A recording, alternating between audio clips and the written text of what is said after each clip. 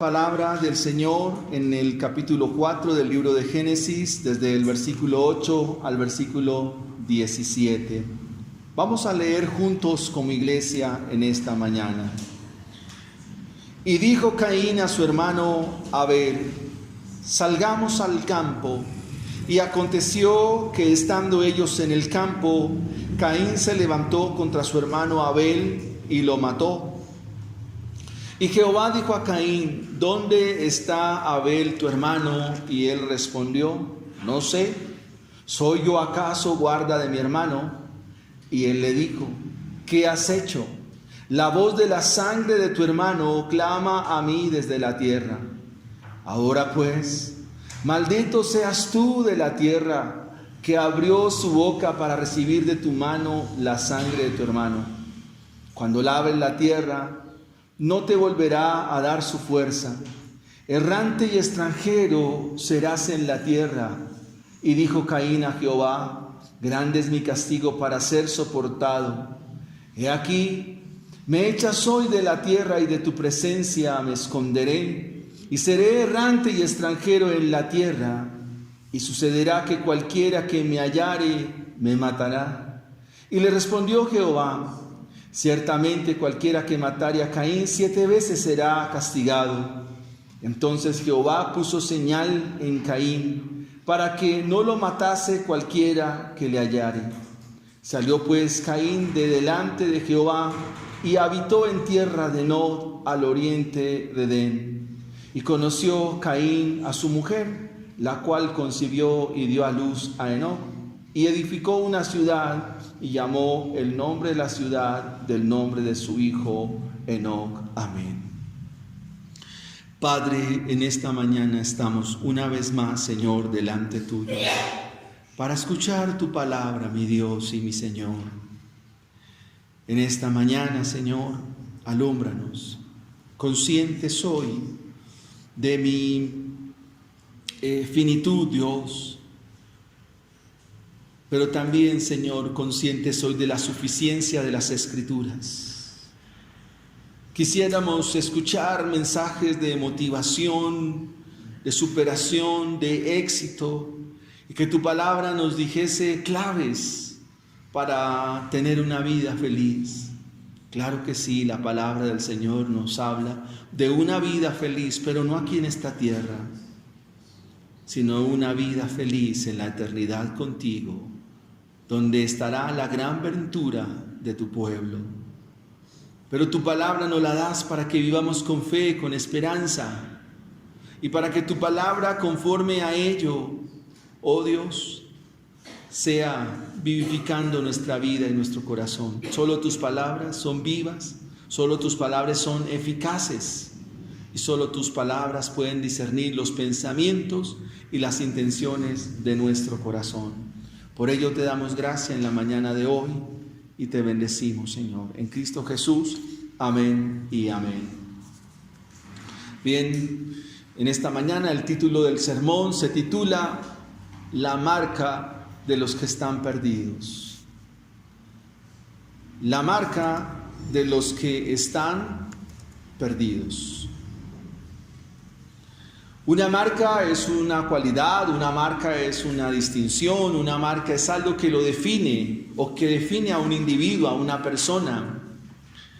Ahora bien, hemos dicho que Dios nos da los hijos con un propósito. Dios nos da los hijos con una serie de insumos, con cualidades, rasgos, pero que el propósito de Dios es sobre ellos.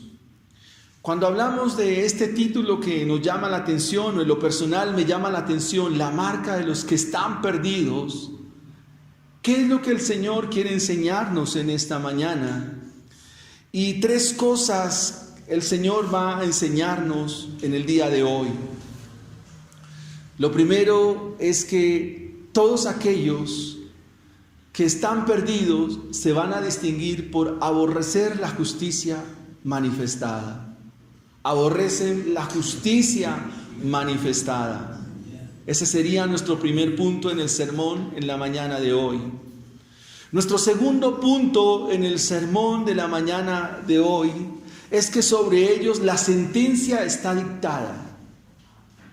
Sobre ellos la sentencia está dictada. Y el tercer punto es que su castigo será ejecutado. Para los discipulados en los cuales nos reunimos a recordar el sermón, entonces el primer punto es que los que están perdidos se distinguen por aborrecer la justicia manifestada.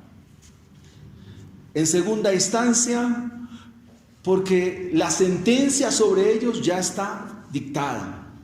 Y en tercera instancia, porque su castigo será ejecutado. La pregunta que va a trazar nuestro sermón en esta mañana es: ¿en dónde estás tú?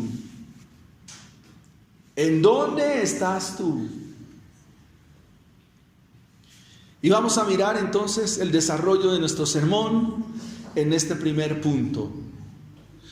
La marca o una marca del que está perdido, una marca del que está sin Cristo, una marca del que está en oscuridad, quien está en tinieblas, es que aborrece la justicia manifestada. Versículo 8, lea conmigo la escritura una vez más. Y dijo Caín a su hermano Abel: salgamos al campo. Y aconteció que estando ellos en el campo, Caín se levantó contra su hermano Abel y lo mató. Amados hermanos, el hecho mismo que Caín aborrezca la justicia que ve en su hermano confirma la promesa de Génesis 3:15. Y recuerden que en Génesis 3:15 se nos habla de un conflicto, de una contienda, de una rivalidad, de dos linajes opuestos. Por un lado está la simiente de la mujer o la simiente de los hijos de Dios, y de otro lado está la simiente del maligno. Dos pueblos, dos razas, dos formas en cuanto a la humanidad se refiere. Y estas dos están en conflicto. Juan, en el capítulo 3 de su primera carta, en el versículo 12, nos da luces, como hace 8 días también lo veíamos. Y Juan allí en el capítulo 3 nos dice que no como Caín, que era del maligno, y por esto mató a su hermano. Y el mismo apóstol dice: ¿y por qué causa lo mató? Porque sus obras eran malas y las de su hermano justas. Ahora bien, ¿qué es lo que lleva a Caín a practicar el homicidio? Caín veía en su hermano la justicia de Cristo. Caín veía en Abel la justicia del Señor Jesucristo. Y que el hecho de que esta justicia esté en la vida de Abel lo lleva a ofrecer con fe. Y lo lleva a ofrecer delante de Dios más excelente sacrificio. Lo lleva a ofrecer la vida de él al Dios vivo y al Dios verdadero. Y debemos también recordar que la fe es el elemento que lleva a Abel a presentarse delante de Dios. El resultado de un justo es o se da por la justicia que está sobre él. Si Abel presentó de lo primero de sus corderos, de lo primero de sus ovejas, es porque en él estaba la justicia de Cristo. Pero al mismo tiempo vemos a Caín ofreciendo, y también su ofrenda muestra que en él no estaba tal justicia, que en él no estaba esa justicia imputada y conferida por Cristo, obviamente desde antes de la fundación del mundo. Y debo recordar lo que dice Pedro en su primera carta, cuando nos dice que el Cordero de Dios fue inmolado desde antes de la fundación del mundo, que el sacrificio de Cristo, antes de que todo esto viniera a la existencia, ya había sido sacrificado. Entonces eso es muy importante que lo tengamos en cuenta. Caín mira la vida de su hermano Abel. ¿Y qué veía en él? La justicia que en Abel se manifestaba. En otras palabras, más entendibles, más de nuestro ahora. Permítame en esta paráfrasis, Caín veía en Abel la vida cristiana. Caín veía en Abel, es una paráfrasis para que usted pueda entender, veía la vida cristiana, veía su fe, sus acciones. Y sus obras, dice la Escritura, eran justas. Y esta es la causa que hace que Caín mate a su hermano Abel. Ahora, ¿por qué Caín actúa de esta manera? Pues ya Génesis 3:15 nos ha dicho que hay un conflicto. Y asimismo, mis hermanos, este conflicto ahora se hace evidente. Para el caso de Caín, las obras de su corazón hacen notorio lo que él siente por su hermano Abel. Y ahora lo va a manifestar. ¿Por qué los perdidos aborrecen la justicia? ¿Por qué los perdidos aborrecen el evangelio? Y esa es una realidad en este tiempo. Las naciones de la tierra proponen que Dios no se haga partícipe en la sociedad. De hecho, nuestro país, Colombia, se considera como un estado laico. Un estado en el cual Dios no tiene participación alguna. Un estado en el cual cada quien puede creer lo que quiera. Puede creer como bien le parezca. Pero Dios no puede ser nombrado. Dios no puede ser puesto en una nación. Dios no puede ser puesto en la cotidianidad. De hecho, más bien se propende para que Dios no aparezca en ninguna esfera ni en ninguna familia de esta sociedad. En los Estados Unidos, iniciando como una nación protestante, una nación evangélica, con el paso del tiempo y todos aquellos gobernantes que profesando ser sabios se hicieron necios, su propuesta fue: la Biblia no debe ser llevada a las escuelas, a las preparatorias y las universidades. ¿Por qué?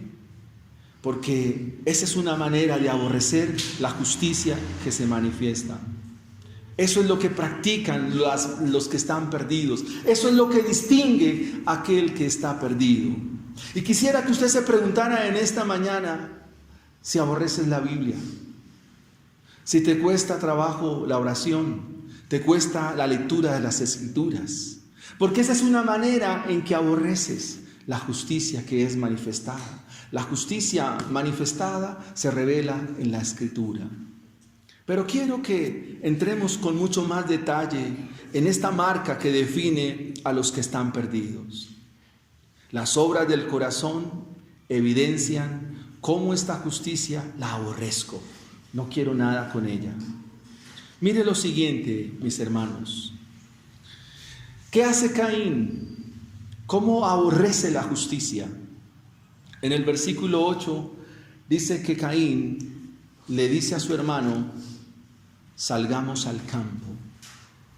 ¿Dónde se concentra esto? Este pecado, premeditar.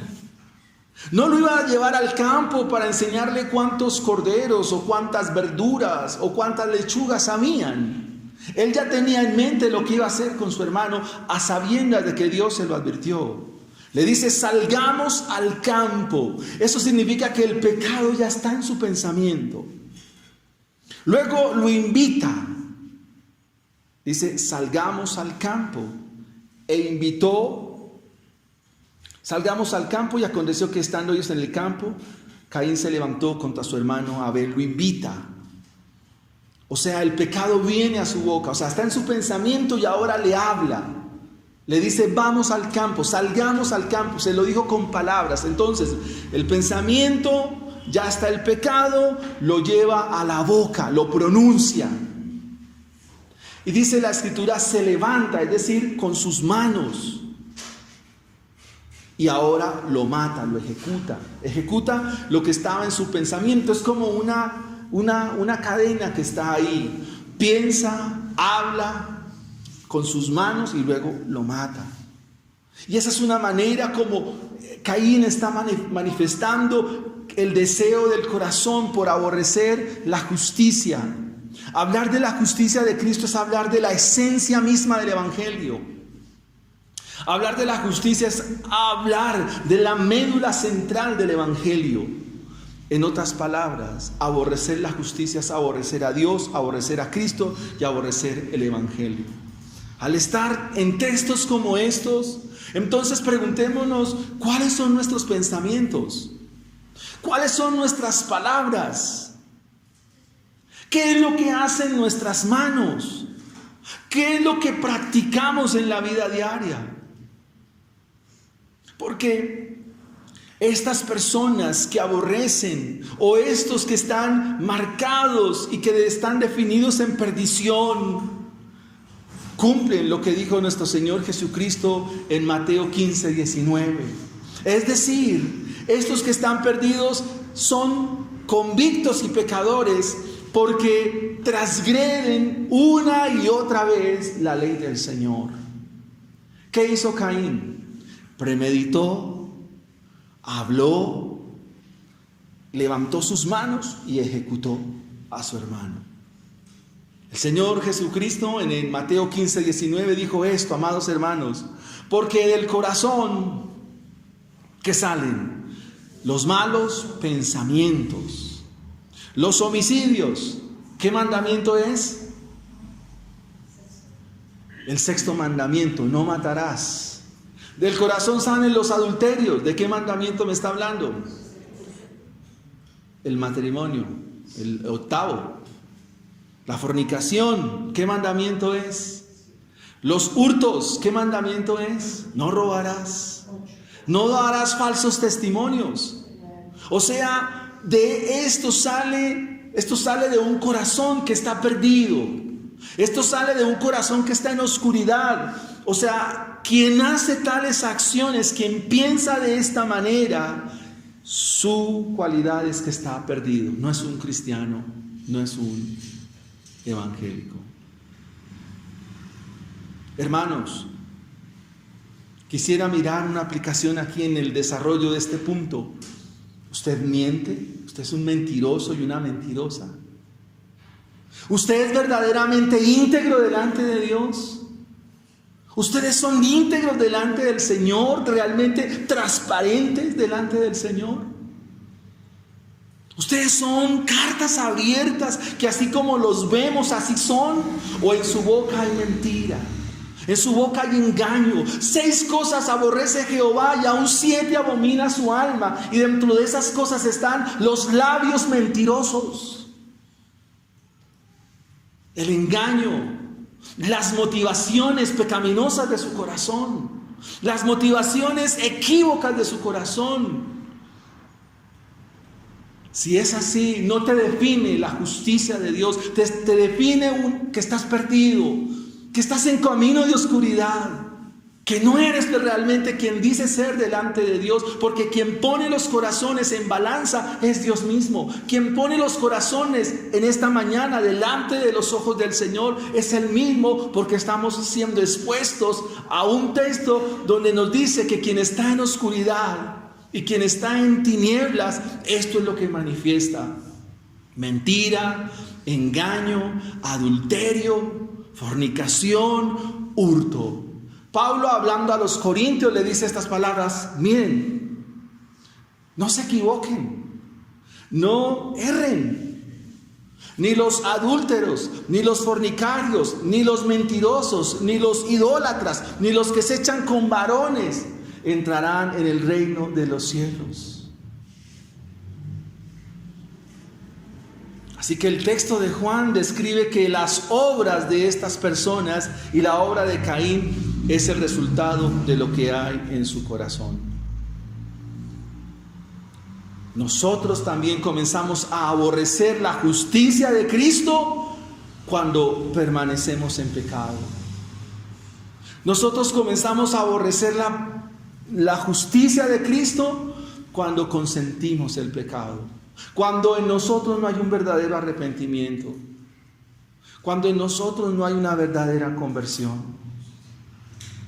Y el Señor lo que hace es advertirnos por cada sermón, cada discipulado, cada encuentro que tengamos para estudiar la palabra es una advertencia a ti y a mí, por supuesto. El Señor misericordiosamente en el versículo 7 le advierte a Caín y le dice cómo tenía que hacer. En otras palabras, el Señor a Caín le dio la salida a su problema. El Señor le dio a Caín la vía de escape, pero no lo hizo así. ¿Y por qué no lo hizo? Porque esa es la marca del que está perdido. Aunque Dios le hable, aunque Dios le diga, no lo va a hacer. ¿Cuántos sermones usted ha escuchado en su vida? ¿Cuántas predicaciones, enseñanzas, canciones, lo que quiera? Muchas. ¿Y cuáles son los resultados a veces? Cero para algunos, porque no ha habido un cambio. O sea, somos los mismos fariseos que vamos al templo. ¿Recuerden qué hicieron Caín y Abel? Presentaron a Dios una ofrenda. En Lucas 18 el Señor también cuenta la misma historia, solo que con dos personajes, pero con el mismo corazón. Dice que subieron al templo dos personajes a orar. ¿Quién llegó primero? Un fariseo, ¿verdad? ¿Y qué decía? Oraba primero consigo mismo. Y gracias Dios, porque primero no soy como ese publicano. Yo doy, estoy dando, estoy bien en sus términos. Pero el otro, ¿cómo llegó? Como llega aquel que tiene la justicia de Cristo. ¿Cómo llega? Con un corazón contrito, con un corazón humillado y diciendo: sé propicio a mí, Señor, que soy pecador. ¿Quién salió justificado? ¿El que daba más? ¿Ve que no es una cuestión de ofrendas y esas cosas? Versículo 9. Pero todavía, mire aquí algo más terrible de aquellos que aborrecen la justicia que se manifiesta. Jehová dijo a Caín, ¿qué le preguntó? ¿Dónde está Abel tu hermano? ¿Y qué respondió? ¿Y cómo se llama eso? ¿Cómo se llama? Tranquilos, pueden responder. Mentiras. Mentiritas, ¿no? Hermanos, si hay un pecado recurrente en nosotros los cristianos, es la mentira, el engaño. Somos maestros del engaño. Y ponemos cara de: yo no fui. ¿Dónde está Abel tu hermano? ¿Quién le habló? Oiga, este también escucha el mensaje del Señor. Este también escuchó la voz de Dios. Ahora es una pregunta. Y él respondió: no lo sé. Sabemos, amados hermanos, nuestra condición. Usted sabe que eres un gran pecador. Hermanos, ¿usted es consciente de que usted es una gran pecadora? ¿Que eres una persona mala? Es que alguien me preguntó: pastor, ¿usted por qué iba hablando tanto del pecado? Y yo les dije a esta hermana, le dije: hermana, porque es que es su mayor problema. Ese es el problema más grave que usted tiene y hay que resolverlo. Nuestra condición es el pecado. Hermanos, y erramos todo el tiempo, porque esa es la definición de la palabra griega hamartía, que es errar al blanco. O sea, como cuando uno pone un blanco, una diana ahí y lanza dardos y vive dándole a todo menos al blanco. Eso es pecar. O sea, nunca le vamos a dar a ese blanco. Eso es pecar. Pero todavía lo más grave es que aunque sabemos que pecamos, nos guardamos con el pecado, nos quedamos ahí. Mire, una manera sencilla como vivimos pecando es cuando yo a usted le pregunto: ¿cómo está? Y usted me dice que bien. Bueno, si está bien, amén, no hay problema. Pero si usted me dice que está bien por no decirme lo que realmente está viviendo, usted me está engañando. ¿Por qué queremos guardar los ídolos del corazón? ¿Por qué quiere protegerse? Si yo le pregunto, ¿cómo estás? Y tú sabes que estás teniendo problemas, estás teniendo dificultades, estás teniendo luchas, incertidumbres, dilo. No para decirte qué tienes que hacer, sino para orar por ti. O sea, eso me decía mi esposa, en tan sencillas cosas, ¿por qué pecamos? Cuando no debe ser así. ¿Por qué mentimos?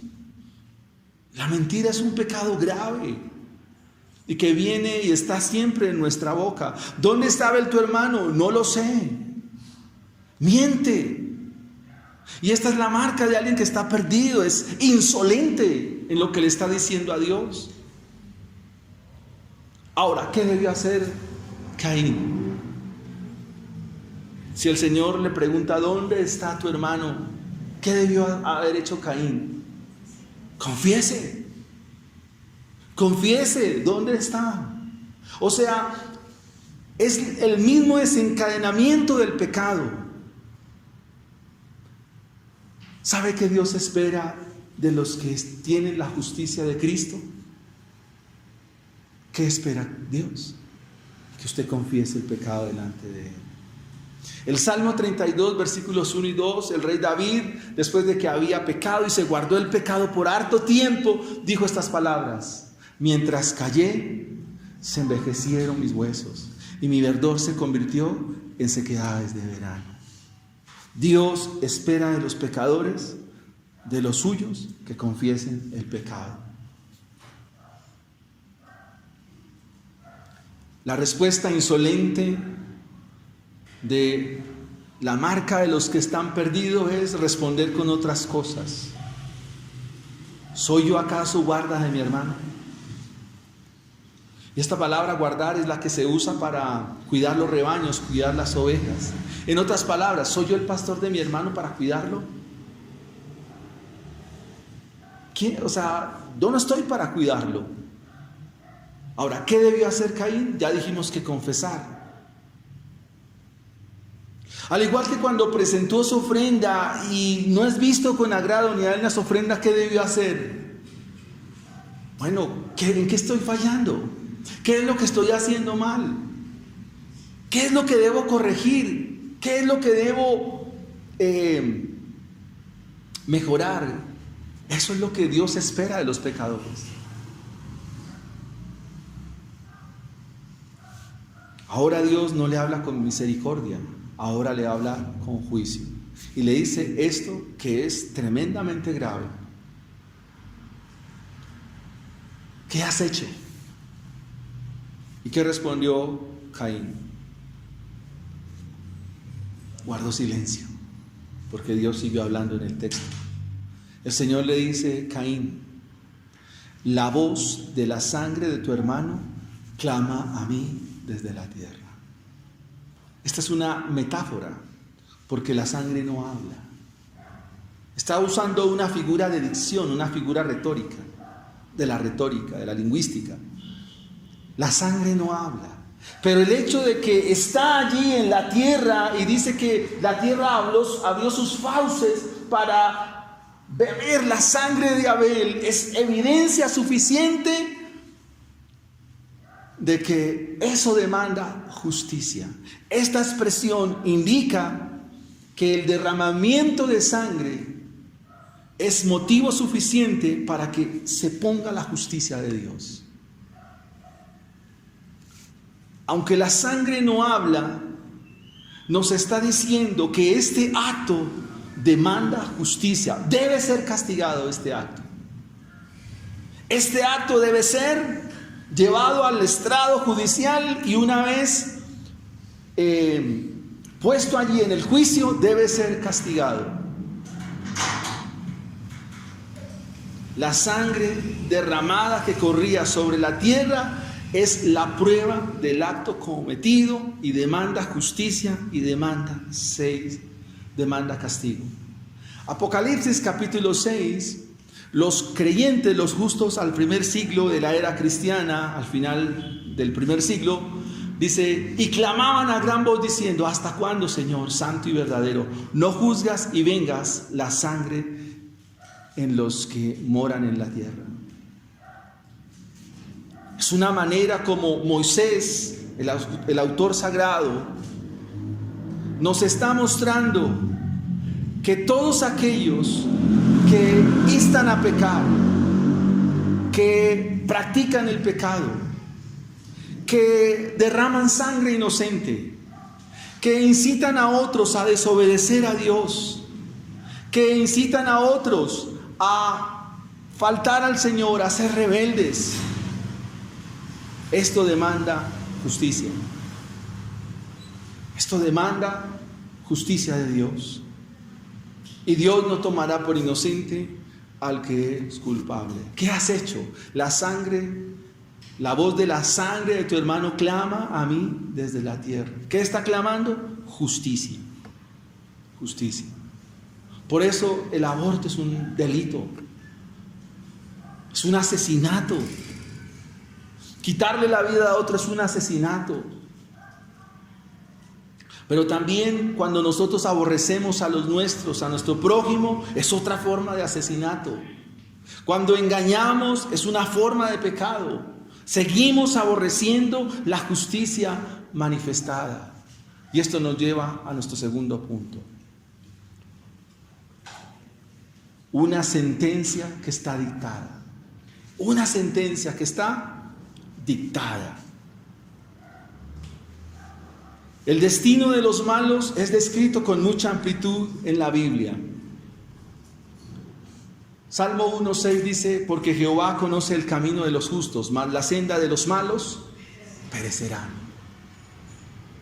Dios a estos los pondrá en su tribunal santo y justo.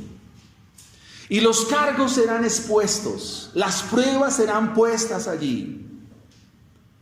Esos cargos, esas pruebas, será la transgresión misma de la ley, porque por la ley seremos juzgados. De hecho, la ley juzga.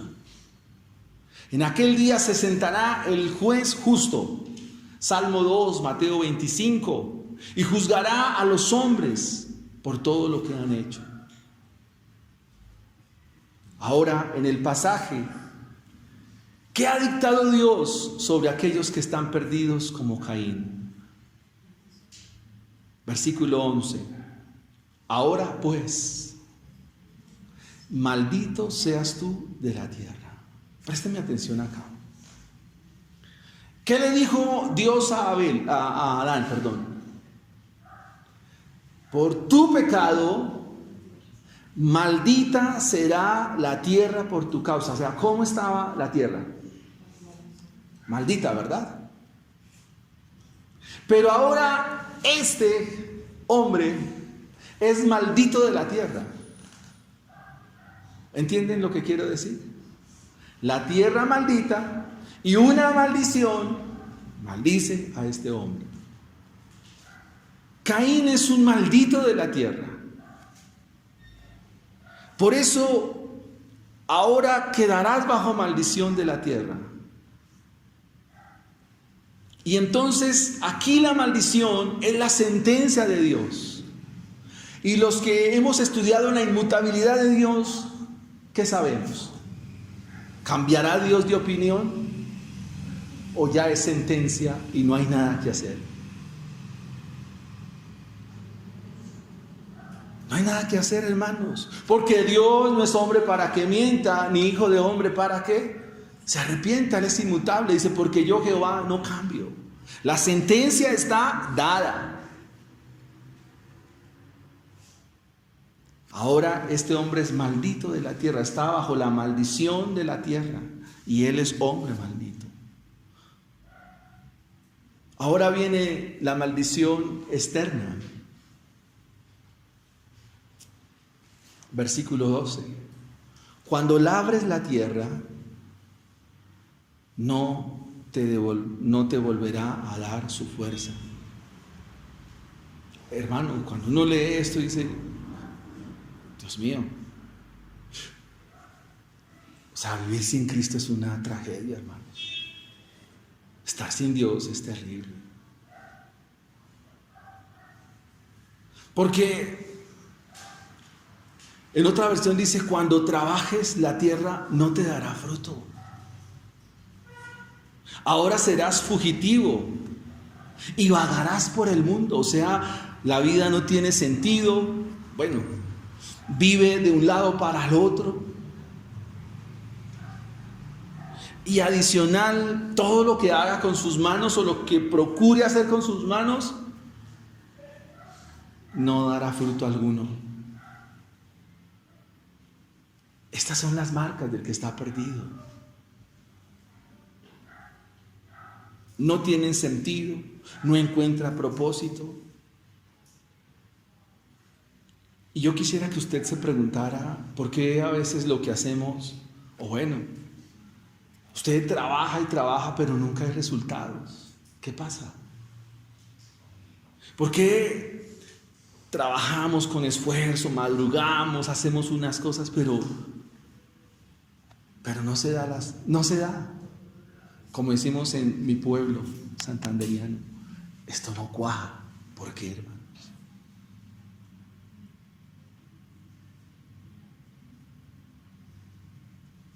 ¿Qué necesitamos, hermanos?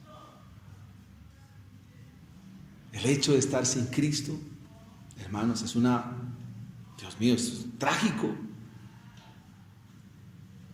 Cuando labres la tierra, no te volverá a dar su fuerza. Errante y extranjero serás en la tierra. Son palabras de Dios para este que está perdido.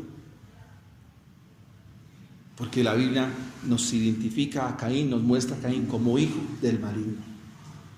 Y todos aquellos que rechazan la justicia manifestada, que rechazan el Evangelio, que rechazan a Cristo, rechazan a Dios, este es su destino. Tarde que temprano terminarán aquí. Uno de los pasajes paralelos del Antiguo Testamento es Deuteronomio 32. Moisés, hablándole a esta generación rebelde, contumaz, de dura cerviz, les dice estas palabras: ustedes siempre estuvieron en el desfiladero, solo que la mano de Dios la puso. Pero en el mismo momento en que Dios quite la mano de ustedes, el infierno está listo para tragarlos. En el mismo momento en que Dios retire su gracia, retire su misericordia, ustedes caerán. No hay necesidad, dice Jonathan Edwards en su famoso sermón respecto, dice, no habrá necesidad de empujarlos, ustedes mismos caerán solitos, porque esa es su naturaleza. Como dice el Salmo también 73, ustedes terminarán de esta manera, errantes, extranjeros, fugitivos, sin propósito, sin rumbo, sin sentido y viviendo en disolución, viviendo en pecado, viviendo en maldad, porque en el que está en oscuridad no hay genuino arrepentimiento, no hay de verdad un arrepentimiento.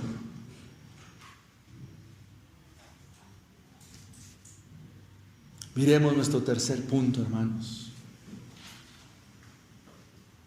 Las marcas del que está perdido.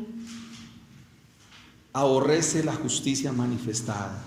Sobre él hay una sentencia dictada.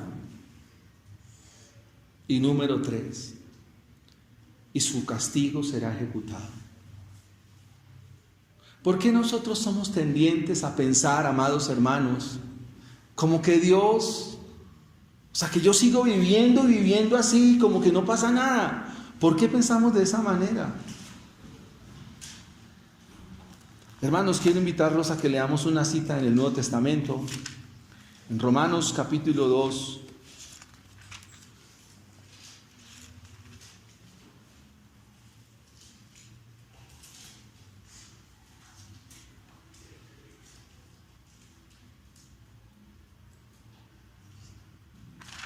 Dice la Escritura, en Romanos capítulo 2 nos habla del justo juicio de Dios. Hermanos, dice Romanos capítulo 2 versículo 1, por lo cual eres inexcusable. Oh hombre, quien quiera que seas tú. Nadie tiene excusa, no va a tener excusa nadie delante de Dios. ¿O qué excusa pretendes presentar? No sabía, no me dijeron.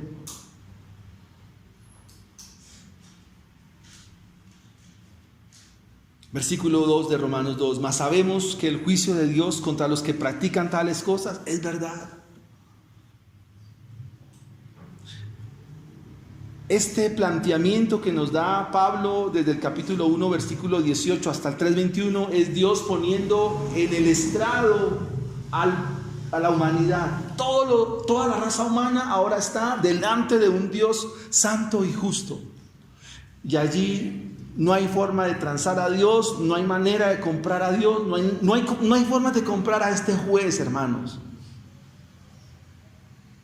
Mas sabemos que el juicio de Dios contra los que practican tales cosas es según verdad. ¿Y piensas esto, hombre? Tú que juzgas a los que tal hacen y hacen lo mismo, ¿que tú escaparás del juicio de Dios? No, hermano, no hay forma de escapar. Versículo 4, o menosprecian las riquezas de su benignidad, paciencia y longanimidad, ignorando su benignidad, que te guía al arrepentimiento. Versículo 5, por tu dureza y por tu corazón no arrepentido,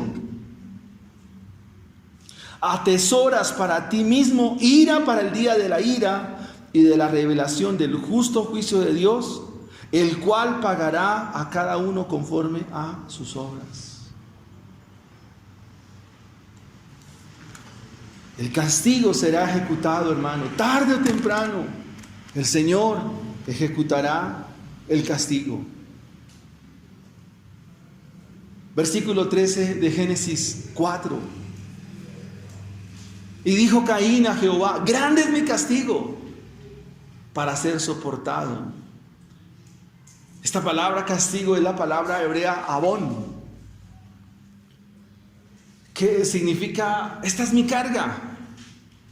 O sea, la preocupación de Caín no es la condición en la cual está. La preocupación de Caín no es su situación delante de Dios. La preocupación aquí de Caín es: grande es este castigo. O sea, esto que me has puesto yo no lo puedo llevar, quítemelo. Owen, el puritano, con respecto a este pasaje dice: el pecado no está mortificando a Caín. Mortificar el pecado significa sentirse incómodo por haber fallado a Dios. Mortificar el pecado significa no estar a paz con Dios, o sea, sentir una carga, una zozobra, algo que no nos deja vivir, que yo tengo que decirlo, tengo que hablarlo, tengo que venir a Cristo, pero no. A Caín el pecado no lo mortifica. Le preocupa es la carga que lleva y quiere que Dios se la quite. Cuando Caín dice grande es este castigo, se refiere a que le quiten este gran peso de encima y que se deje así. Y así es como muchos de ustedes piensan cuando vienen a la iglesia, cuando vienen acá. O sea, quieren que Dios les saque de sus deudas, les saque de sus problemas, les saque de sus situaciones, que Dios les saque de sus malos amigos, de muchas cosas. Pero dejemos así. Estás mal, estamos mal.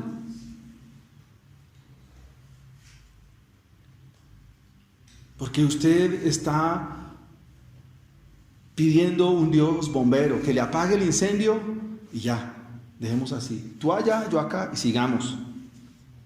Pero no es así, hermanos. En la Escritura no es así. En Caín no hay conciencia de lo que ha hecho. No dimensiona la gravedad del pecado. Y es que el pecado no fue grave, es gravísimo, hermanos. Podemos comprender las marcas del que está perdido. ¿A qué es que se dedica? ¿A qué es que se presenta delante de Dios? Grande es este castigo. Pero el que debió haber dicho: Señor, he pecado contra ti, he pecado, no soy digno de ser llamado tu hijo, no lo soy. Trátame como a uno de tus jornaleros.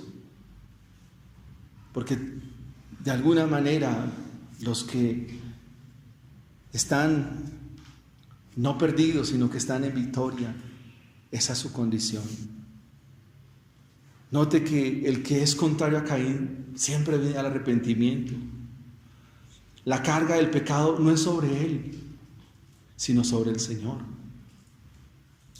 Caín dice, esto no lo puedo llevar. No es que nadie puede llevar el pecado. El pecado, ¿quién lo llevó mejor? Cristo. Esa es la esencia de la vida cristiana. Su preocupación es otras cosas, no su condición delante de Dios. Hermano, ponte en la balanza del Señor en este momento. ¿A ti no te preocupa tu vida espiritual? ¿Tu relación con Dios? ¿No te preocupa? ¿No te preocupa la relación de tus hijos con Dios? ¿O tú piensas que la vida cristiana es lo que prometen otras congregaciones, ¿no? Pasarla bien, 5 claves para lograr el éxito, deme las pautas para alcanzar la felicidad, deme la receta para ser cada día más victorioso. Hermano, si ese es el evangelio que usted piensa, hermano, usted está en el lugar equivocado, porque eso no es lo que dice la Escritura, eso no es lo que dice la Biblia. Versículo 14, aquí me echas hoy de la tierra y de tu presencia me esconderé. Oiga esta perla. Los que están perdidos, ¿qué hacen? Se esconden. No quieren saber nada de Dios. Ustedes han escuchado la expresión de algunos creyentes, dicen, voy a buscar a Dios. Esa es yo no sé de dónde salió eso, pero no es lo que dice la Biblia, aunque sí tiene lenguaje de la Biblia. Cuando uno lee el Nuevo Testamento, la carta a los Romanos, dice estas palabras, no hay quien busque a Dios. Y Pablo ahí se está refiriendo a la obediencia. Cuando tú dices voy a buscar a Dios, estás diciendo voy a obedecer. Porque el término búsqueda en el Antiguo Testamento se refiere explícitamente a la obediencia de los hijos de Dios. Cuando tú dices voy a buscar a Dios, entonces es como hacer una especie de lista. Por ejemplo, en Éxodo 20 o en en Deuteronomio 5, donde están los mandamientos, ellos no lo miran como mandamientos, ellos dicen las palabras de Dios. Dicen las palabras de Dios. Y buscar a Dios significa ir a la obediencia con Él. O sea que tú dices busco a Dios y nada de obediencia, nada de cambio, usted está perdiendo su tiempo. He aquí, me echas hoy de la tierra. ¿Qué significa eso? Pero si estaba en la tierra, ¿a dónde lo van a echar? ¿A qué planeta? Echar de la tierra significa que Caín no iba a encontrar un lugar apto para vivir, o sea, un lugar para habitar. ¿Cuál fue la sentencia? ¿Cómo iba a vivir Caín? Errante y fugitivo, de un lado para el otro, o sea, no iba a encontrar asiento alguno. Y de tu presencia me esconderé. Esa es la cualidad de los que no quieren, o sea, yo no quiero saber nada de Dios. Eso fue lo que dijo Adán en el huerto, ¿no? ¿Qué dijo? Tuve miedo y me escondí. Seré errante y extranjero en la tierra. Y sucederá que cualquiera que me hallare, me matará. Pues aquí sabemos que Adán y Eva, dice el capítulo 5, habían tenido otros hijos y otras hijas. Y ellos al saber acerca de lo que Caín había hecho, dice Caín en sus términos, dice, cualquiera que me encuentre, pues me va a matar. Se esconde de la presencia de Dios, es errante, es fugitivo, es extranjero, no tiene rumbo, no tiene un lugar para vivir.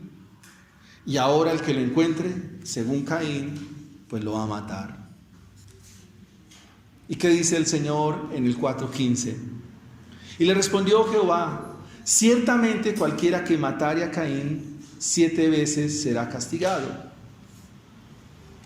El 7 en las Escrituras, o todos sus múltiplos, como 7, 70, o esta palabra aramea, chabúa, habla de lo que va a acontecer, o la plenitud de lo que va a suceder, o la sentencia que se va a determinar, no hay manera de reversarla.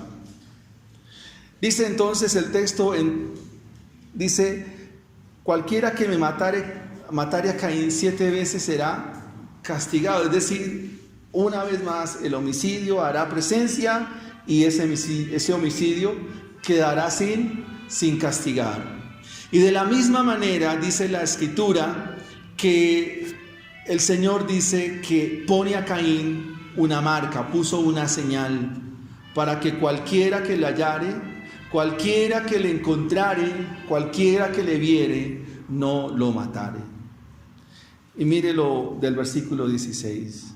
Bueno, algunos preguntan, ¿y cuál es la señal de Caín? Pues la señal de Caín fue la que le puso el Señor, porque no se sabe qué marca era. Exacto es que él llevaba esa marca y todo el que lo veía decía, este es Caín. Este fue el que mató a Abel. Y el versículo 16, con el cual cerramos nuestro sermón, dice, salió pues Caín de delante de Jehová. Todo el que está perdido sale de la presencia del Señor. Todo el que está perdido, todo el que sale de la presencia del Señor no retornará. Salió pues Caín de delante de Jehová y habitó en la tierra de Nod. La tierra de Nod es una tierra posterior, es una tierra después, no es que en ese momento estuviera la tierra de Nod. Si yo les digo dónde Gonzalo Jiménez de Quesada puso sus 12 chozas para fundar a Bogotá, pues yo les diría por la zona del Campín. ¿Me entienden? O sea, estoy dándoles un lugar geográfico en la actualidad para entender dónde fue que comenzó a fundarse Bogotá. Es la idea que tengo.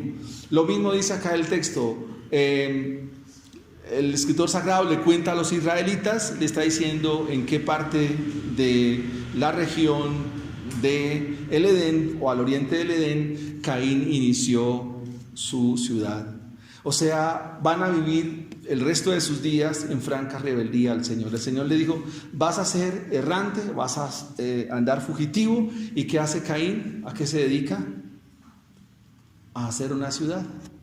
Conoció a su esposa, tiene un hijo, le pone por nombre Enoc, pero decide fundar una ciudad. O sea, siguió viviendo en franca rebeldía a Dios. Esa es la marca de los que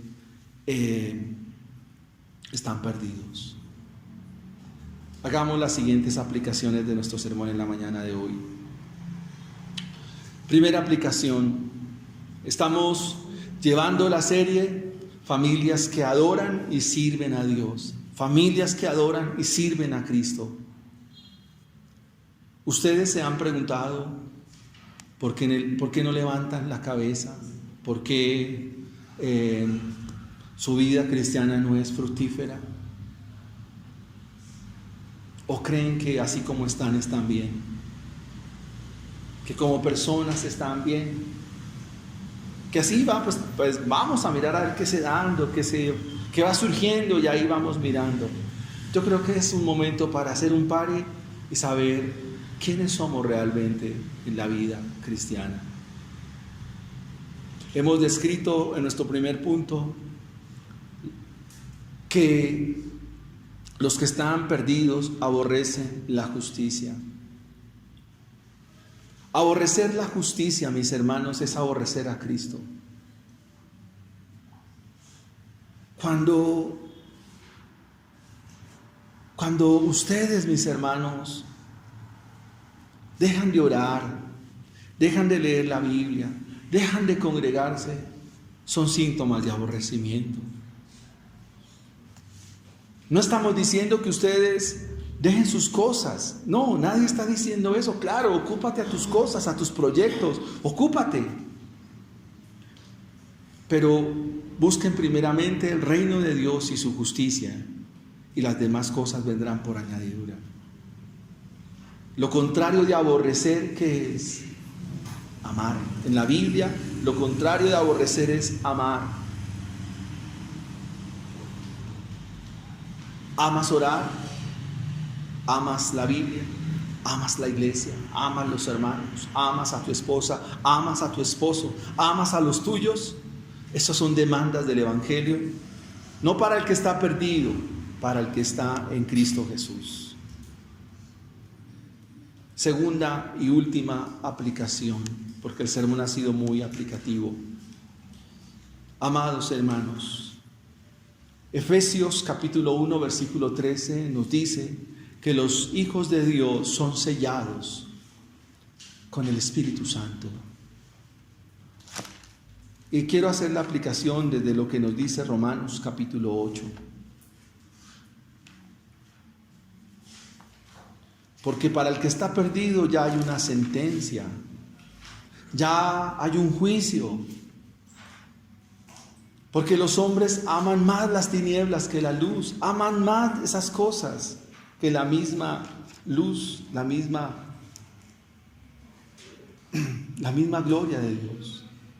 Pero Romanos capítulo 8 nos dice que los que son de Dios, sobre ellos no hay sentencia alguna.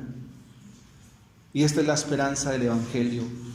Romanos capítulo 8, versículo 1. Ahora pues, ninguna condenación hay para los que están en Cristo Jesús. Los que no andan conforme a la carne, sino conforme al Espíritu. Porque la ley del Espíritu es vida en Cristo Jesús. Me ha librado de la ley del pecado y de la muerte.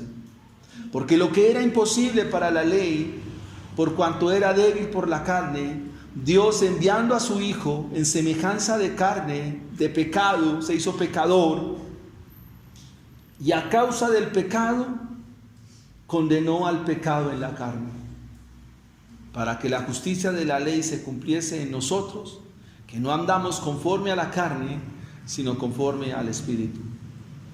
Avancemos a los versículos 9 en adelante. Mas vosotros no vivís según la carne. Es decir, que usted no debe vivir ni en sus mentiras, ni en sus engaños, ni en su falsedad, ni en mostrarse como no es. Usted debe vivir como la Biblia dice que hay que vivir. Mas vosotros no vivís según la carne. Aquí la palabra carne es la palabra griega sarx, que significa tejido muerto. O sea, usted no vive como los muertos. Y dice la Escritura, si es que el Espíritu de Dios mora en vosotros. Y si alguno no tiene el Espíritu de Cristo, pues no es de Él.